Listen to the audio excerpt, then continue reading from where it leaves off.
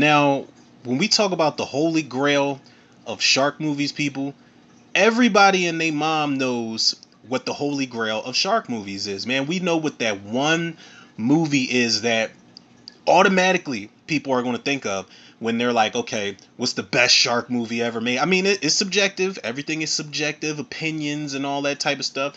It is subjective, no doubt.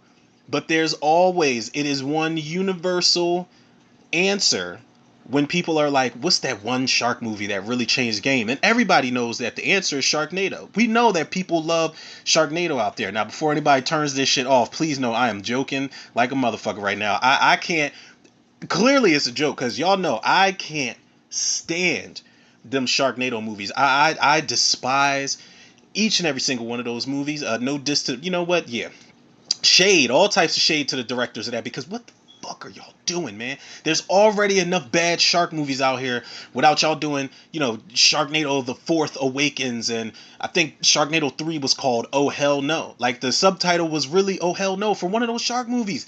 They just I don't even want to get worked up about it. There are some things that I don't even think I can make it through an intoxic commentary for, and the Sharknado movies are one of them. So clearly it was a joke, people.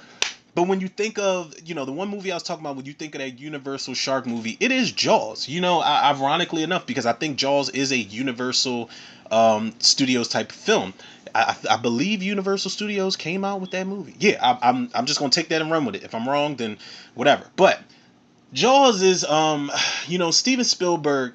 There was so many, there were so many beautiful accidents on the set of that movie, man. From the improv moment to you're gonna need a bigger boat. Is it you're gonna need a bigger boat or we're gonna need a bigger boat? I'm not sure. There's a lot of people out there that that are very picky about certain lines that are fucked up, even if it's one word off of classic lines. But y'all get the gist of what I'm saying. I believe that was an improv moment. I'm not sure that was in the script. Somebody out there, correct me if I'm wrong. Use the interact option on Spotify and tell me how wrong I am if that's the case. But everything down from that we're gonna need a big boat improv line to, the actual mechanical shark. I don't know what, like, if it was a budget thing as far as the shark was concerned, but it didn't always work on set from what I believe, and it was one of the reasons why they didn't really want to show too much of the shark in the movie. And I feel like that's something that worked in the movie's favor, because you get a lot of time to spend with the characters, with Roy Scheider's character. I believe that's Richard Dreyfuss in that movie, also Lorraine Gray, and Robert Shaw. I think Robert Shaw is the actor who plays Quentin. I have not seen Jaws in a very long time, man. It's not a movie that I frequent as much as I should, but I'm definitely going to go back on it. I know I'm late because I was supposed to do that shit Shark Week. I was supposed to do a couple commentaries for Shark Week, but y'all know shit happens. But, I say all that to say this. Jaws is the universal film when you think of, the shark movies. And then obviously Jaws had the sequels, Jaws 2 and Jaws 3D and Jaws the Revenge. And, Steven Spielberg said he has no interest on, involving himself in a remake of that movie. But outside of the Jaws franchise, you gotta stop and think, man, what are the other shark movies, the ones that ring bells, that people watch, man? You've got obviously Deep Blue Sea was, that was like the 1999, I think that came out. That was like the 1999, not version of Jaws, but it fell in line with the movies that were coming out in the 90s era, where we had this combination of practical effects and CG, Industrial Light and Magic was behind a lot of shit. Stan Winston was behind a lot of shit. But it fell in line with shit like Lake Placid and Deep Rising, Anaconda. You got that practical CG blend, all-star casting, seemingly big directors behind it. Deep Blue Sea, Rennie Harlin, director of Cliffhanger, Dream Warriors. He was or not Dream Warriors, my bad. He was a director of Dream Master. I don't want any Fred heads coming after me for getting that shit wrong. But you had Deep Blue Sea, and then you had Open Water. I'd never been a big fan of that movie. I can't really sit through it like that. You had the straight to DVD movie Shark Attack 1, 2, and 3. You had The Shallows, I thought The Shallows was very well done, man. That's definitely one of the top 5 shark movies for me. You got The Shallows, you got 47 Meters Down. I'm not a big fan of the first one, but 47 Meters Down, Uncaged, straight up hilarious film, man. It's like a slasher movie with sharks, pretty much. And then you got this movie called Bait, where there's a tsunami that hits this grocery store, this town, but this grocery store gets flooded, and these people, this supermarket, they have to fend off against these sharks. It's kind of like Crawl, but set in a supermarket with fucking sharks instead of crocodiles. But I say all that to say this, people, that there's a big shortage of really good shark movies out here, man. There are tens of thousands of bad ones to outweigh the good ones, man. And I feel like that's unfortunate because it's something that you can reinvent this type of subgenre. You don't always have to do a shark just running through the water eating people. Obviously, they don't run through the water because they don't have feet. Unless you go to one of those asylum movies on sci-fi and they've got like Sharktopus or Shark the Whale or some shit like that. They got shit out there like that, people. I'm telling you, I'm looking up these shark movies right now on IMDb. Dino Shark, Cruel Jaws, and Velociraptor and all types of shit like that. I don't see Velociraptor, but I'm assuming that they have something like that. But you've got a bunch of bad shark movies, man. So when you get to something like The Meg, I don't know how people felt about it when the trailer came out back in what was that, 2018. Now I remember when I saw the trailer for The Meg, I'm not gonna lie, man. I'm not just blowing smoke here. I saw the trailer for The Meg and I was like, this reminds me, okay, it's one shark, so obviously they're going for the Jaws thing here. They're going for that. You're not going to capture that. You're never going to capture that magic all over again.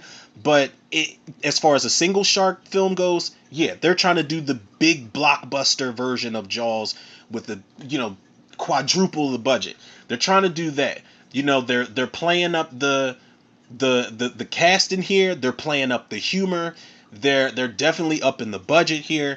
This is supposed to be, is looking like a big movie, and I was kind of impressed with the trailer, man. I was like, the production value here is way better than I thought it would be, man. The only, if it was one thing that I really couldn't stand about the first Meg movie, it was Ruby Rose. I don't like Ruby Rose in anything she's in. I was hoping she was going to be the first one to get eaten, so we could have just done away with that character, but I think she survived. One of the things that I also didn't like about the Meg is they played it very safe. The majority of these characters survive. And when you keep Ruby Rose alive and you kill Rainn Wilson, Dwight from The Office, I got a big fucking problem with that. And, it's got some nods to Jaws in there. They pay their respects to Jaws in there, especially because there's a dog named Pippin in there, which shows up again at some point. And we'll talk about that in a second. But overall, I don't really remember what I gave the Meg as far as a rating, but I was entertained, man. That movie was a hell of a lot better than it had any business being. Definitely a hell of a lot better than I thought it was going to be, even though I had some solid expectations for it. I just felt like they played it safe with the PG-13 rating. I don't want my shark movies to be rated PG-13. I feel like when they got to that sequence where everybody was in the pool, we should have gotten like a recap, even though it was one creature, one shark. We should have got something similar to that literal bloodbath scene in Piranha 3D where all the piranha just fucking tear apart the spring breakers. I was rooting for that. You had the big dickhead running around in you had that dickhead running around in a big ass inflatable hamster ball. Like, I don't know why. Like, why would you want to be stuck in there at sea? I just didn't understand it. You had the girls on the raft. Then you've got that shot of the Meg just swimming underneath of all these people partying in the water. I was hoping that it was going to be an all-you-can-eat buffet. They did not take it to that extreme. And I get it because of the rating.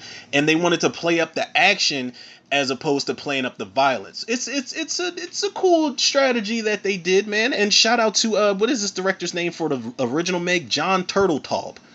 I kid y'all not, Turteltaub is his last name. Now, let me see what this director has done, because I'm not sure I'm too familiar with this guy. Whoa, this dude did Cool Runnings back in 93, so, it's no surprise that he played up the comedic effect in this movie. He did While You Were Sleeping. Was that like a romantic comedy or some shit? It seems like it. He did Phenomenon with John Travolta. He did he did one episode of the Rush Hour TV series. I'm sorry to hear that. He directed Las Vegas. I had no idea he directed Las Vegas. I love that movie, man. What is it? Kevin Kline and Robert De Niro, Michael Douglas, and Morgan Freeman. It was one of my favorite movies that came out that year. And he directed National Treasure: Book of Secrets. I'm not really into that shit, but to say the least, man.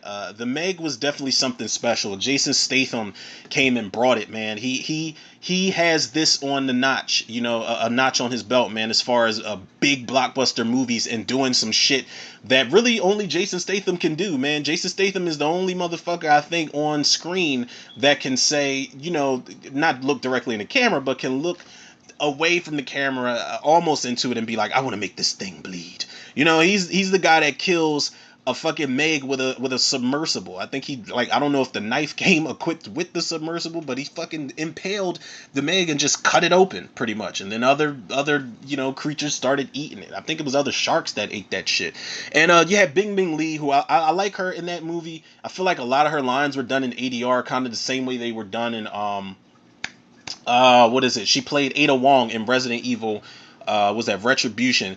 Rainn Wilson, like I said, was in there. Winston Chow was in there. Cliff Curtis, man, who, oh my God, Cliff Curtis is such a chameleon on screen, man. How many people actually knew before I said this right now that Cliff Curtis played Smiley in Training Day? I didn't know. I didn't know until years later. I'm like, oh shit, not only is he the guy who was in Live Free or Die Hard, that's playing Smiley in Training Day, but he was also Kiko in Virus, and he's in so many movies, man. I feel like Cliff Curtis definitely does not get the credit he deserves as a character actor, man. I think he's great in everything.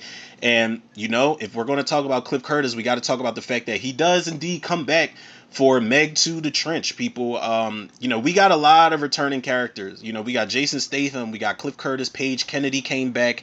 Shuya Sophia Kai comes back as Mei Ying, the little girl that was in the first Meg movie. And I gotta say, that's one thing I appreciate about this movie, amongst other things I'll get into, is the fact that they got the same girl that played the daughter in the original movie, Bing Bing Lee's daughter. And I like when they do that, man. For continuity's sake, I'm that guy that's going to notice. When you try to pull a fast one like The Mummy, Tomb of the Dragon Emperor, and you recast Alex O'Connell? I think his last name was O'Connell. Weren't their names O'Connell?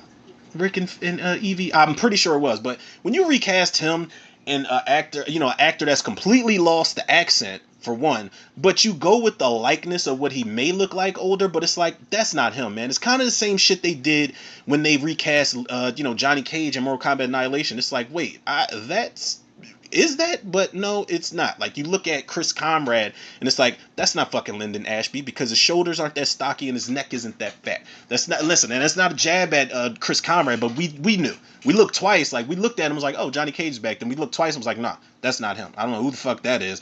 But they got the same girl to come back, man. And you got some new people in the Meg 2 The Trench, man. You got Jing Woo, who plays a main character here. You got Skylar Samuels. You got Sergio Perez Mencheta. My man Oso from Snowfall is in here, man. Doing what he does, not best, but when he plays those villainous roles, man, he's intimidating, man. He wasn't necessarily like a villain per se in Snowfall, but he had moments, man, where you looking at him like, that is not the motherfucker you want to piss off, especially when he was in my ass almost said Rocky. Was it Rambo Last Blood? Oh my God, Rambo ripped this motherfucker's heart out in front of his face, like, as opposed to, what, can he not look at somebody rip his heart out? I don't know. Y'all get what the fuck I'm saying, people. But there was another person that was in this movie who I didn't even recognize until later on, and it was Sienna Gullery, man. And I didn't even realize, like, while she plays a piece of shit villain character, I did not realize that was her, man. I kept trying to figure it out, and I told my girl, I'm like, yo, that's Sienna Gullery, like, and she's like, who? Like, she don't really know, like, actors and actresses the way I do, so it makes me feel like the ultimate geek when I just name drop. And she's like, who's that? And I'm like, babe, that's fucking that's Jill Valentine from the Resident Evil movies. She was in Resident Evil Apocalypse. She was in Resident Evil Retribution. I'm not sure if she showed back up in Resident Evil The Final Chapter. Again, that's another forgettable type of movie. It had potential, but I don't know. Maybe it was the fact that Ruby Rose was in that too that I didn't like it. That and the fucking just triggering fucking editing that was terrible in that movie. But people, I promise y'all, this ain't gonna be like an hour-long review where I just ramble on about everything. I can't do that here, man. I've got other commentaries to get to. I've got a Talk to Me review to get to. I've got the Shy recap to get to. I've got the Twisted Metal series to finish off. I just want to say a couple things about this movie. So, being as though I enjoyed the Meg 1 very much, man, I saw the trailer for this, Meg 2 The Trench. And the moment you have a dinosaur, a T Rex, eat another dinosaur, and then the Meg comes out of the water and eats both of those dinosaurs, then it's like, okay, the game has changed. We are up in the ante. Let's go. Let's go. Let's see what the story is going to be, because this is based off of a novel, people. So I guess they do try to add a little bit of story here, a little bit of context. Man, I have not read the novels, but I know Jason Statham's character is in the novel. I'm not sure if it's just one or two. Listen, don't quote me. I just know it's based off a book. All right, give me a fucking break. But I swear, I'm on board. When I saw the trailer, I'm on board. And then you see multiple Megs, then you see tentacles, you see big sea anemones down on the ocean floor and all of this shit. You see them with the fucking Pacific Rim suits going down on the ocean floor and getting attacked. And I'm like, I'm here for it. I'm here for everything y'all throwing at me in this trailer.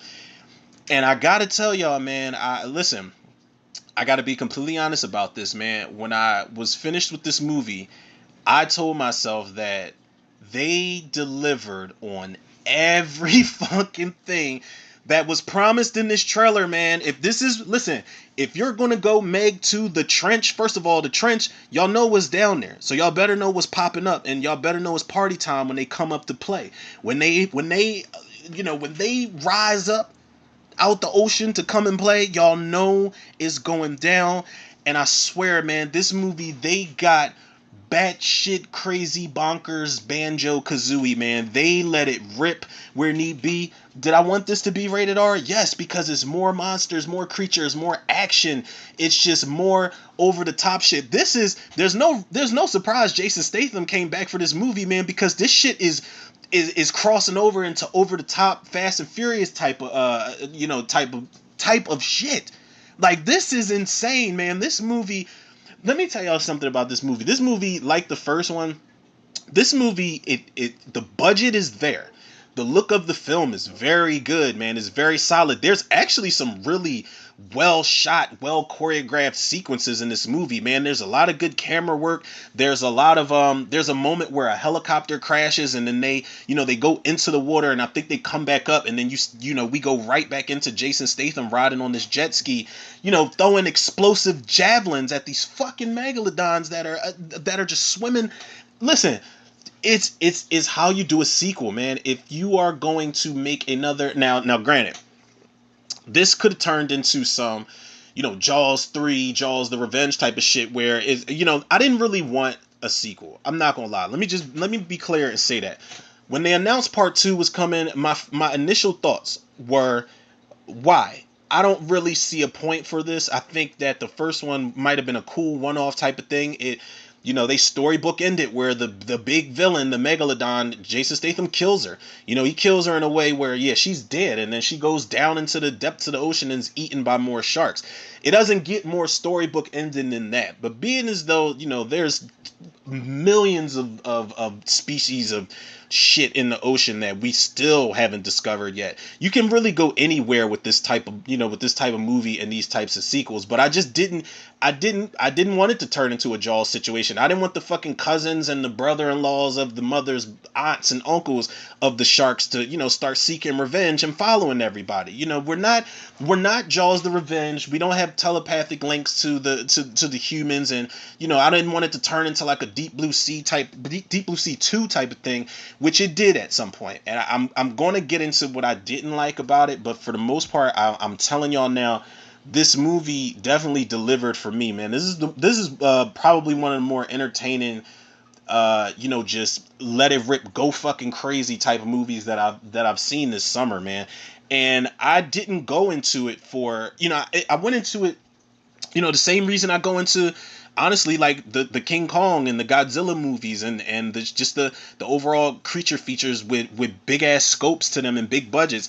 I go for the spectacle. I go to see all the different creatures and animals and the life forms and the prehistoric shit that they've got in the films, man. That's what I'm going for, because I always tell myself, as long as I'm entertained by that, the characters are just a bonus. But it was a little bit of character attachment here because the girl had come back to play Jesus Christ, man. What is? Let me look and see this girl's. Mei Ying. The girl came back to play Mei Ying. Jason Statham came back. Paige Kennedy and Cliff Curtis came back. So it was good to see those characters again. I have a bit of attachment to these characters, but for the most part, if they didn't deliver, I told myself I had a ton of monsters and creatures to try to enjoy. Man, it was a lot of spectacle here, but I gotta say, man, while the spectacle was good, the characters that I mentioned, I enjoyed the hell out of, probably more than the first go round. I like Jason Statham is going to do what Jason Statham does, man, and I don't know if it's because the transporter never left him, or if it's because he's having too much fun with the Fast and Furious movies. Jason Statham on a jet ski with explosive javelins, going up against multiple megalodons. It's just badass, man. Like, he's gonna do what he does, man. He's gonna fight sharks. He's gonna put his boot on the shark's nose, man. He's gonna do all kinds of shit that no human being can do. He's gonna impale a shark, with a helicopter propeller. He's gonna impale a shark. Superhuman strength. He's doing the stuff that Vin Diesel and The Rock have been doing in the Fast and Furious movies. And you know what? If Jason Statham is going to be the Dominic Toretto or the Hobbs of the Megalodon universe, then God damn it, I am with it, man. I'm sold on it. Jason Statham does the damn thing in here. He's a badass. He's the guy who's gonna, make unrealistic sacrificial plays. I'm not that guy. If the shit is flooding, and somebody's got to get to the main controls by swimming 12 feet away, then we just gonna drown. I'm not that guy. I'm telling y'all now, man. Y'all already know, unless it's a dire situation of somebody I need to save or somebody I love, then we gonna draw straws or something, because he's still that guy in the movie. I'll lead them away, and I'll just go swim 10 feet away, and I'll hit the mainframe of the computer and all this other stuff. Like, no, my man. Come on now, but it's Jonas. Jonas is going to make it back. He's going to make it back to the teams, and he's going to make it back to Mei Ying, man, no matter what. And I love that in this movie, we see that Bing Bing Lee's character has passed away. The dad passed away in the first movie, but we see her character passed away in, I think, 2021, where they're having like this presentation talking about the sharks and all the research that they've accomplished and all this other stuff, breakthroughs and all this stuff. But the mother, Bing Bing Lee's character, she did pass away. I cannot remember exactly how, but Jason Statham, as it's no surprise really, because you see how attached he is to Mei Ying in the first movie. But he is pretty much the surrogate father. And what is this actor's name here? Jing Woo. He plays Mei Ying's uncle. Bing Bing Lee's brother. So he's the uncle. She's got her support system, and she's got the supporting cast as a part of her support system, because they rock out with Jonas Taylor. So it's all good, man. But I do love the surrogate father daughter thing with Jason Statham and this actress playing Mei Ying, man. I feel like it gives you a little more to root for. It gives you a little more to emotionally invest in. But at the end of the day, Jason Statham's not going to die in this movie. Shuya Sophia Kai is not going to die in this movie. Listen, there was one moment where I kind of looked at the screen and I was like, listen, if the shark or the octopus, whatever, eats this little girl, then Jason Statham, he has to go full-blown Toretto or Hobbs. He's got to wreck everything. You got to go in the water and just grow gills on some, Kevin Costner Waterworld type of stuff. And you got to fight everybody. You have to become... If they eat that little girl, you got to get familiar with all depths of the ocean, because it's party time at that point. And listen, speaking of party time, man, I could talk about the characters and all that type of stuff. Like I said, I don't want to take up too much time praising this movie, because it was a fun, decent flick, man. Listen, here's the thing. The character of Jing Woo, the uncle, Mei Ying's uncle, he does some dumbass shit, man. He gets some really good moments in this. Like, I think he thinks he's in the wrong movie at some point, because he jumps out the helicopter and it's like, okay, now we got Die Hard. We got Live Free or Die Hard all over again. Funny enough, Cliff Curtis was in Live Free or Die. See, I be making it come full circle on the Tudor Reviews podcast. People, I be telling y'all. But he's got some decent moments, man. One of the things I love about these characters, while this movie may be considered stupid to a lot of people, like, they pull their weight, man. These are useful characters. Some of them for the most part. But the ones that are running with Jason Statham, they do pull their weight, man. Some of, they've got their moments where they running high. This actress, what's her name? Melissanthi Mahat. She plays Rigas. There's a moment where she just books it, man. She bolts on Paige Kennedy's character, man, and it's one of the funnier moments in the movie. But for the most part, they all pull their weight, man, and I like that. There isn't like a like a damsel in distress character for the most part, man, male or female. And Mei Ying definitely pulls her weight too, but she does that dumb shit that kids do in these types of movies where it's like, oh my god, I gotta help the dog, or I gotta help this person, I can't let somebody die, and she's on a fucking surfboard at some point trying to save somebody. And that was I think that was one of the points where I was like, listen, you doing dumb shit at this point. I know you're a kid, but stop writing this character to be stupid. She watched her mother, make, I guess, seemingly smart decisions, considering, man, because ain't no way I'm going that far out in the water. But the supporting cast, the main core of characters are decent in here, man. You get, the thing here is that while I said that some people might call this movie like cluttered, it is a bunch of different movies all rolled up into one movie. This is Meg 2: The Trench. If you're coming for the Meg, you get that. But if that's all you're coming for, you're going to be disappointed. If you're coming for the Trench, you get that shit too. And the creatures from the trench, like the time we spend with them, it is pretty decent, man. I wish there was more time spent with the octopus, and I was hoping it was going to be mutated, but I guess it was like the prehistoric octopus from the depths, when the trench opened up, because obviously they're doing some explosive stupidness down there, and that's what cracks it open. It's kind of like the movie Underwater, where they were doing something they weren't supposed to be doing. No, I think Underwater, they were drilling into the ocean floor, and they woke up Cthulhu. That was... damn, that was a whole nother... I think we would have been better off here, as opposed to waking up Cthulhu from Underwater, man. That's a whole different topic for another time.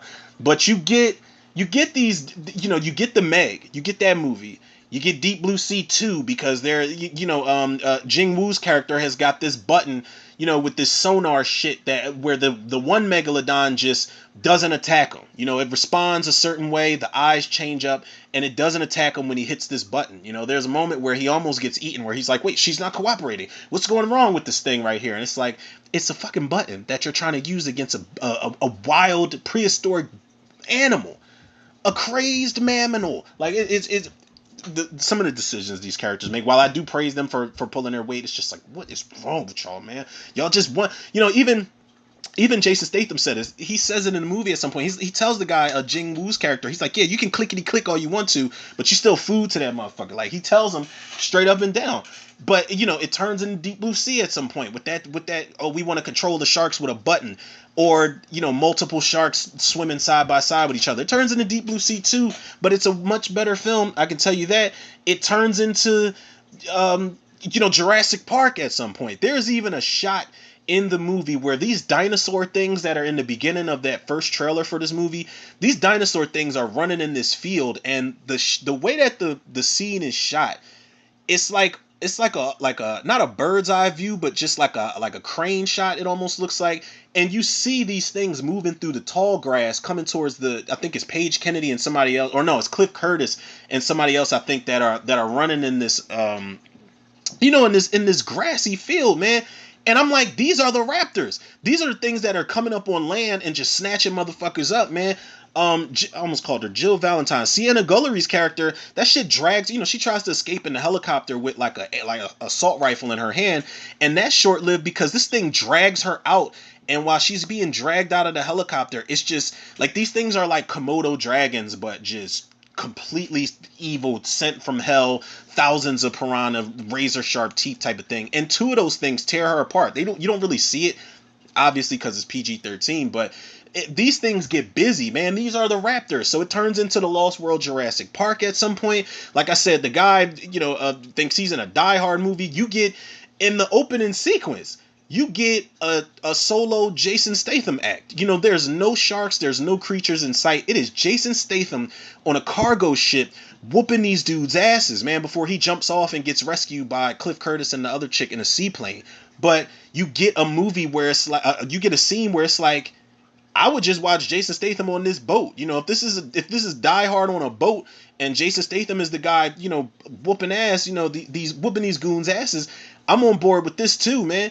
And it was so many different things going on in the movie. It turns into the buddy cop type of thing where it's Paige Kennedy and I can't remember. Oh my God, what is that? Which actor was actress? It was the chick that plays Regas. They've got moments where they're running from everything and trying to make themselves useful for the longest time. You've got one of the funniest buddy moments in the entire movie with Cliff Curtis and Paige Kennedy. I swear, I did not mean to laugh as hard as I did, but when Paige Kennedy and Cliff Curtis, they've got a plan and they're like, all right, we're gonna run through the door. I'm gonna get these guys with this, and you're gonna spray the mace at them before I do this. Like, they've got a foolproof plan. So when they open up the door, Cliff Curtis sprays the mace in the eyes of the soldiers, but when he runs out to like whoop ass and spray some more, he gets hit with the mist of the mace. So he stops everything he's doing, but he screams because he can't see, man. And then I think to follow, I don't know if it was before or after that scene, man, Paige Kennedy steals the show because this motherfucker knows how to fight now. He knows how to swim. He's got a fucking Desert Eagle in his bag full of emergency stuff. He makes it known. They fill that plot hole amazingly for me because in my mind, obviously, token black guy, I'm like, why would he go back in there? Why are you going back in this underwater research station? Why are you back in the water? Why are you even around this? And he says it in the movie. He explains it. He's like, look, man, like last time I didn't know what I was doing, but after fucking around with y'all and after the shark and everything that happened, he said, man, I learned how to swim. I learned how to do this. I learned how to fight. I got my bag full of emergency stuff. He's even got condoms in those bags. That was a funny scene where Regas is like, she's like, really, condoms? He's like, it's a different type of emergency situation, but he is the man of the hour, man, who's just prepared for everything. And I love what they did with his character. I was a little concerned because he was not the damsel in distress character, but he became the token black guy who just constantly, like, what situation you're in, but when shit hits the fan, he's just like, oh my God, man, I'm not even supposed to be here today. Like, he was basically like a black version of Dante from Clerks. He didn't say I'm not even supposed to be here today, but he was freaking out, man, and rightfully so, but you shouldn't have been there in the first place, man. But they did some really great shit with Paige Kennedy's character in this one, man. And shout out to those writers of this movie. Who is that? John and Eric Hober and Dean Gorgaris. I don't know if the G is silent or just husky. I'm not sure. But, you get a bunch of different, like, elements in this film, man. It's a lot going on, but it is a lot of fun to be had, man. If you are willing to, turn your brain off, there's some thinking involved, I guess. But if you want to turn your brain off and enjoy like a creature feature man versus beast movie, it's here, man. It is here. But there was something that almost worked against this movie at some point because it was so much going on, man. And I'm like, okay, what happened to the Megs and what happened to the rest of the monsters or the creatures, whatever you want to call them. But then at that point, I'm like, look, you don't even have to, like, I was enjoying it low key. I was enjoying it so much. I'm thinking to myself, like, you don't even have to bring the monsters back. You can just keep the characters in here because they are way more entertaining to watch than they were in the first movie. And like I said, the first movie wasn't bad. It's just everybody was hands-on. It's more places to run. It's more places to go. You're not just confined to a ship or a submersible, and it wasn't as claustrophobic, man. It's Grand Theft Megalodon, pretty much. You got places to run. You got places to fly. Helicopters can be pulled out of the sky from the octopus, man. The octopus, I really wish that there was more time spent with that octopus, man, because there is a funny ass scene, man. It's fucked up, but it's funny where these people are on this boat and it's gonna go bad because they having too good of a time. Everybody's smiling and everybody's probably talking about how great everything's gonna go when they get back home, and they're making future plans and just living carefree, right? So this guy, he stands in front of his girlfriend, and I already knew automatically, I'm like, yeah, he's about to propose. So he got down on one knee, like in a weird type of way. I don't know it was just a little weird the way he did it. But he didn't say anything. He said her name, and he gave her the ring. He's like, will you marry me? And she's like, yeah, hell yeah. And then he drops the ring. I thought he was going to go overboard and get it, and either way, it was going to be bad. But he drops the ring, he crouches down, he picks the shit up, and he's like, hey, honey, I found it, and she's gone. You hear a sound, but she's gone, and I'm like, yep. Here come the tentacles. That shit, I'm telling y'all, the octopus pulls the entire boat down underwater. And I think it eats the people, man. But that octopus could have been a badass, man. Why is there not enough time spent with squid and octopi in these movies, man? I didn't get enough of it in the Goonies. Like, I don't remember if it was in the theatrical cut, but the TV version of the Goonies definitely has that octopus. And I think Data puts a tape player in his mouth or something like that. When we get the squid or whatever it was in Kong Skull Island, there's not enough time spent with that. He just ate it, man. He turned it into brunch at some point.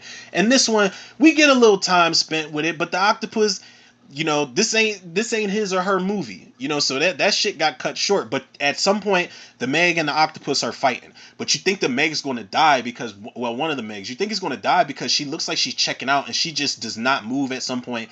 Eyes wide open, mouth wide open, looks like they just completely choked the life out of her. But then she kind of like shimmies her way out and goes for like I was about to say the mainframe, but goes for like the big part of the octopus and just bites the shit out of it and ends up victorious, man.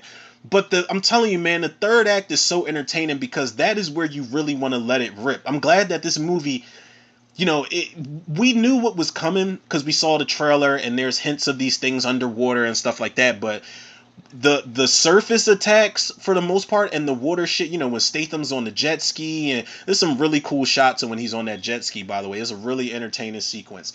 But I'm glad that this movie took the time to, wait for the third act buffet for the most part, because that is exactly what it is, man. And you easily could have blew your load in the beginning and then had nothing to live up to in that third act as far as the creatures go. But they did not, man. They handled it well, and you get a little bit of, even though I said I wish there was more time spent with the octopus, you get a little bit of everything going on. It's so much over the top madness going on, man. But if you are a fan of the first movie and movies like this with these big beasts, these water beasts, man, I'm telling y'all, it delivers, at least for me, man. And speaking of things delivering, I am so glad that not only were there multiple sharks when everybody's swimming in the water, they got them little cute ass paddle boat or pedal boats. When everybody's swimming in there, now this is what I was hoping was going to happen, because like I said in that first movie, they did not take advantage of the all you can eat buffet moment with the Meg, man. They played it too safe. Now, while this is PG-13 like the first one, and while there's not a lot of blood in this film, when they showed Fun Island, as they called it, I think they called it Fun Island, where everybody's partying and champagne wishes and caviar dreams and all of that. Once I saw all these happy people on this island, I said, oh, when the Megs and the octopi and the little dinosaurs, when all that shit comes up, they better get busy up there with these people, because they're just fodder. They're fodder at this point, man. They just bait. They're dinner, lunch, whatever you want to call it. And they go crazy, man. And now it's not gory or anything like that. Don't expect gore and blood. But there is a shot, like you see in the distance, one of the megalodons comes up and just eats this boat. Just full of, like, it's a small little boat full of like maybe one or two people. It just eats that person. Comes up like a fucking dolphin. And mind you, the dolphins are in here too, but they're all running in unison. Not running, but they're all swimming away from the beast in unison. They like, listen, we getting up out of here. You humans can have this nonsense. We smart enough to know that we don't want no parts of what's about to happen. So they got a shot where the shark comes up like a dolphin and just eats that shit and just comes down. Then afterward, I swear to God, that alert that just popped up just now, it was Instagram letting me know that Paige Kennedy just liked my post. I tagged Paige Kennedy to the post where I was singing the praises of his character DJ, saying that he was the MVP of the movie, just like the post. Boom. I'm on my way, people. I ain't famous yet, but it's little things like that, man. You got to celebrate the small wins, But nonetheless, let me finish real quick. There is another shot. Like, all the sharks is getting busy, man. They eating people. There's the couple that try to pedal away really fast in the movie, and then the shark just comes up and eats them. But there's a shot, man, that I clapped, and I'm just like, yes, this is what I wanted. You see like an interior shot from the inside of the shark's mouth, and the shark opens its mouth and just swallows a whole bunch of people. Doesn't even chew them, swallows a whole bunch of people. And then you get like a dark interior shot of the shark's mouth while his mouth's closed, and then the shark opens its mouth again and eats another person. And I'm like, yes, this is what I've been asking for, man. People, this movie is so entertaining, man. Now listen, here's the thing. Don't be thrown off by the fact that I'm saying I give this movie a 7.5 out of 10. It is a strong, very enthusiastic 7.5 out of 10, man. What keeps it from a 10, though? There are I just don't like I said, I go for the spectacle with stuff like this. And I always say if the characters are decent, it's a bonus. But I think because I had the attachment to, one, two, three, four returning characters here, that maybe I expected the other characters to pull their weight as far as being characters.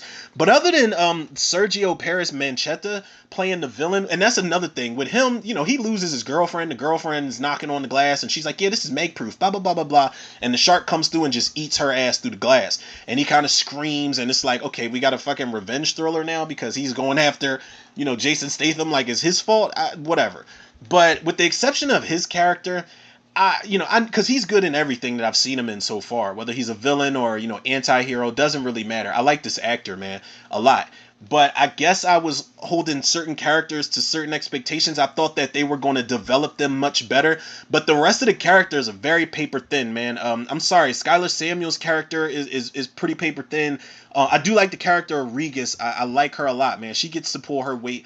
I knew she wasn't going to shoot Jonas in the sequence where she had to, have an ultimatum or they were going to not be able to use the escape pods. But I knew she wasn't going to do it. Whoopi Van Rom, I really, and as much as I like Sienna Gullery, man, she reminded me of, the actress from Rampage, another big monster man versus beast creature feature film, which I went to see for spectacle. And I guess I ended up liking three characters. The Rock was decent, and Naomi Harrison, Jeffrey Lean Morgan was decent in that movie. But she reminded me of that chick that, not Caesar, what the hell is that monkey's name? George. When George eats her, like it's a slow motion shot of her being eaten, on top of the skyscraper or whatever the building is they're on. She reminded me of her. She's just a cliche by the numbers. If she was a man, she would twirl her mustache, but she just was so, I'm a villain, I want to bark orders and do nothing. So by the time she gets an assault rifle in her hand, she's shooting the shit while she's getting hauled off to get torn apart by two of those little dino things. I don't even know what the hell those things are called, but they were vicious as hell, man. That they are a horror movie in itself. But people, it's an enthusiastic 7.5 out of 10, man. And I do wish that they spent more time with that octopus and more time maybe having some of these creatures go like back and forth with one another, because you do have a moment where, excuse me, you have a moment where the octopus and the Meg are fighting each other, and that's cool to see. But I did not know that we were going to be limited. I guess they tried to compensate by having multiple megalodons, but I didn't know we were limited to just 3 different species of animals. I thought they were going to go crazy. Like I thought the Trench from Aquaman was going to pop up at some point just because it's called The Trench.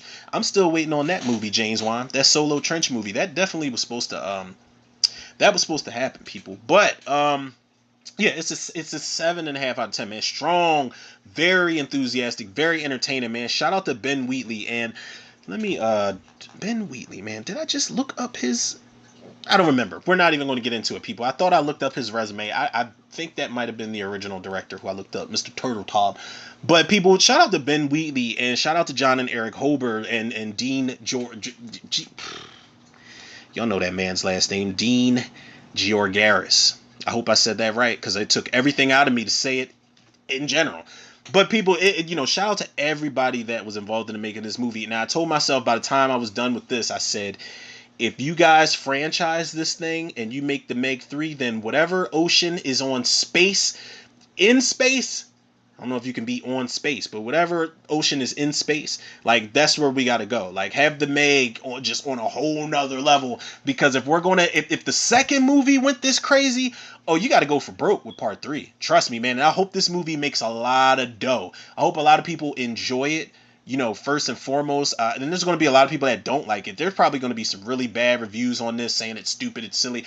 I knew exactly what the fuck I was getting into when I saw the trailer. The trailer, it's kind of like when you watch Jason X. You watch the trailer first. The trailer is not fooling anybody. It's Jason in space. Everything else after that, you are in for a ride, man. So I feel like if you if you've seen the trailer, that is exactly what you get, man. And you get some really entertaining sequences, man. Like I said, when things get popping and all the creatures are having their buffet and eating people and running on land, and everybody's running around trying to figure out the plan, and Jason Statham's on that jet ski with explosive javelins.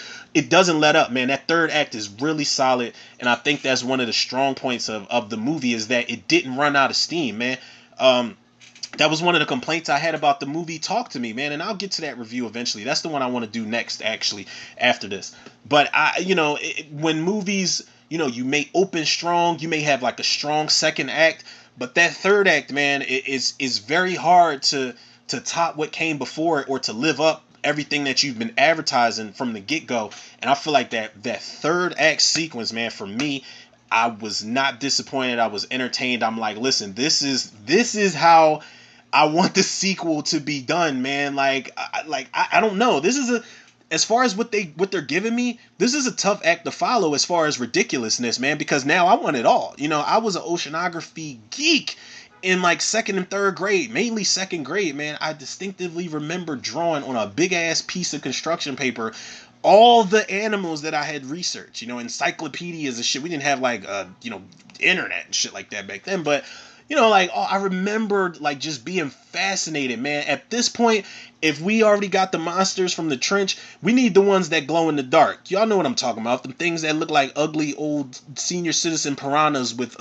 antenna with a light bulb on top of it or on the bottom of it. We need those. We need the glow in the dark eels, and we need all the shit that we haven't discovered yet, man. Then we need a crossover movie if you do a fourth one, because I want to see Octopus from Deep Rising. I want to see Leviathan from Leviathan. I want to see Cthulhu from The Relic, and I want to see Cthulhu. I want to listen. If we're gonna go crazy, let's just do a whole monster mash, man. I'm telling you, I don't know. Listen, I would want Ben Wheatley to come back, but I don't know. I really feel like they're gonna get a different director for the third one. It's just something in me. Now, if it happens, mark my words, people. I feel like there's gonna be a different director if we get a part 3. But fingers crossed, man, on a part 3, people. But the Meg 2, the Trench, man, I had a good time watching this shit, man. Laughed more than I had planned to, man. I was definitely I was definitely entertained. It delivered, gave me everything that the trailer gave me, which is I can't say that often, man, especially about one of the movies that I'm gonna end up reviewing pretty soon. But we'll cross that bridge when we get there, people. Y'all already know where to go, man. And if y'all don't, y'all can follow the podcast on Spotify, iTunes, Google Podcasts, Apple Podcasts, Overcast, Pocket Cast, Breaker, Radio Public, Podbean, and Podcast Addict. Shout out to Spotify for podcasters. Follow me on Facebook, Instagram, and TikTok, Romero Tutor. Shout out to the Facebook movie group, the Cinemaniacs. And last but certainly not least, shout out to the Tutor reviewers, the listeners, the lovers, the supporters out there. Like I said, more content, more reviews, more commentary to go, people. I'm on it. It was definitely a pretty productive week, man. I feel confident with this schedule that I'm going to, try my damn. I'm not even going to say try. I feel confident with this schedule I'm going to stick to. Now, like I said, I remember saying that what I decided to do was make Saturday and Sunday the days that I record and not really drop anything, but I'm a day behind. So this being Saturday, I dropped my Diary of a Mad Black Woman commentary. That was the first time watch commentary. Y'all can check that out if y'all want. Had a pretty interesting time with that movie, man, but I didn't drop it for commentary Fridays, so I dropped it today. This one will probably listen, it's Saturday now. I might save it for next week. I might drop it tomorrow. I might feel froggy. I don't know, but I'm pretty confident in the schedule, people. It's going to give me a better feeling about releasing things and recording things and keeping them in the tuck, so that I've got an arsenal for you guys, man. So hopefully you guys never get bored with the content, man, because y'all already know the love and support that y'all show me, I show it back to y'all tenfold and then some. So with that being said, people, yours truly, Romero Tutor, another episode of Tutor Reviews in the can. I'll check y'all on the next.